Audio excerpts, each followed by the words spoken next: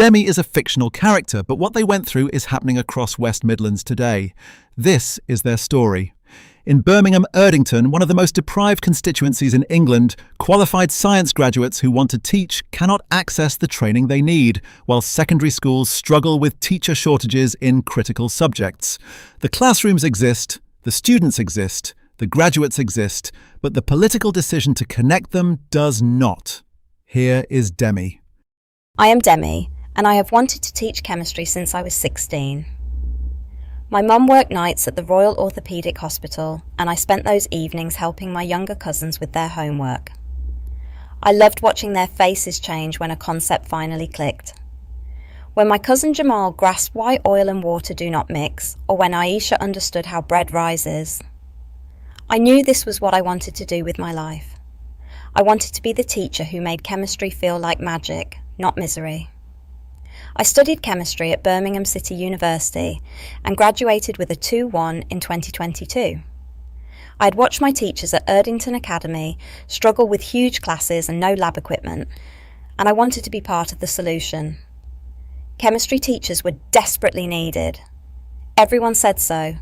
The newspapers said so. The government said so. My old head teacher said so when I visited during my final year. In January 2023, I applied for the PGCE in chemistry at Birmingham City University. It felt like coming home. I knew the campus, I trusted the teaching, and I could live at home while training. The admissions tutor was encouraging but warned me the course was oversubscribed. "You are exactly what we need," she said, "but join the waiting list. We will know more about numbers in the summer." I spent months waiting. In August, I received a call that changed everything. The admissions tutor sounded tired. "I'm sorry, Demi. The Department for Education has cut chemistry teacher training bursaries for the West Midlands from £27,000 to £10,000. Most of our students cannot afford to train without that support. We have had to cancel 2/3 of our places." I asked how this was possible when chemistry teachers were so desperately needed. "There is no funding," she replied. "The allocation was reduced across the board." It sounded reasonable. Budgets are tight everywhere. I accepted it. I tried Newman University next. Their alternative route into teaching had a good reputation, and I was willing to travel. The coordinator was sympathetic but clear. "We have been allocated just 8 places for the entire region. 8 places for all the chemistry graduates who want to teach across the West Midlands. I have 150 applications. 8 places for the whole region."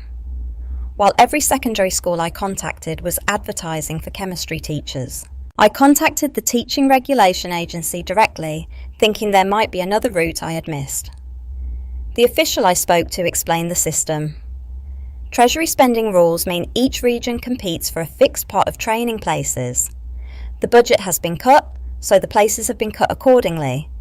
It is not about need, it is about allocation. I spent the rest of 2023 applying for anything related to teaching. Cover supervisor roles, teaching assistant positions, anything that might keep me connected to education while I figured out what to do next. Eventually, I found work as a laboratory technician at Erdington Academy, my old school. It was not teaching, but it was something. In March 2024, I attended a careers fair at Birmingham City University. I walked past the education building, and there it was, the PGCE classroom I should have been in. 30 computers, 30 whiteboards, 30 empty desks. The room was perfectly equipped for teacher training. It was just sitting there. I spoke to the course coordinator at the fair. She looked exhausted. "We turned away 150 qualified applicants this year," she told me. "Every single one wanted to teach chemistry. Every single one would have been excellent, but there is no funding to run the full programme." I stood in that empty classroom and something shifted. The people existed. I was one of them. The 149 others existed. The equipment existed. The lecturers existed. The secondary schools with chemistry teacher vacancies existed. The students who needed chemistry teachers existed. What exactly was it that there was no money for? The government that prints every pound note told me it could not find enough pounds to train the people who were standing right there, ready to work. The same government that found billions for bank bailouts, billions for corporation tax cuts, billions for infrastructure projects in wealthy constituencies. But chemistry teacher training in Birmingham Erdington? No money for that. I started to understand that there is no funding was not a statement of fact. It was a choice wrapped in the language of impossibility. It was the same logic as a household saying we cannot afford it, except a household does not issue its own currency. The government does. The limit was never the money.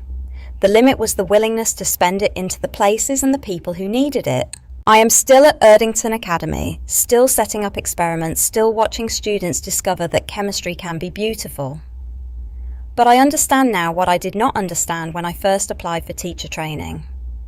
When someone in Whitehall says there is no money for teacher training, they mean we have chosen not to create the money for teacher training. They could create it tomorrow.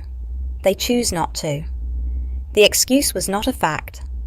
It was a political decision dressed as an accounting problem. Every empty PGCE classroom, every qualified graduate turned away, every school struggling with teacher shortages traces back to the same false belief, that a government budget works like a household budget. But I am still here, still watching, still ready. Because I know this is not just my story. It is the story of every constituency where people and needs exist side by side, while someone in Westminster says the cupboard is bare. The cupboard is never bare when you own the key to the mint. What Demi experienced has a name: cherry picking. Cherry picking means selecting only the evidence that supports your predetermined conclusion while ignoring everything that contradicts it. It is like a tobacco company highlighting the one study that failed to find a link between smoking and cancer while ignoring the hundreds that did. In Demi's story, the Department for Education cherry-picked examples of education spending that had not delivered perfect results to justify cutting teacher training bursaries across the board. They ignored the overwhelming evidence of what happens when schools are properly funded and staffed. They selected the failures to justify the cuts, while ignoring the successes that proved investment works. The austerity objection Demi heard was always the same. Look what happened to countries that overspent on public services. This objection cherry-picks Greece as the standard example. While ignoring that Greece used the euro and could not issue its own currency, countries that issue their own currency have never defaulted due to domestic spending. Nordic countries with large public sectors have lower debt crises, not higher. The UK government issues its own currency. The real constraint was never pounds. It was people, skills, materials, and classrooms. In Birmingham Erdington, those resources were sitting idle. The resources existed. The people existed. The decision not to connect them was political, not financial. Birmingham Erdington ranks 11 out of 543 English constituencies in the English Indices of Deprivation 2025. 2,345 registered charities operate across the constituency according to the Charity Commission Register for England and Wales. Total grants received amount to £52.1 million according to 360 Giving Grant Navies. All sources are published at blockedbritain.co.uk.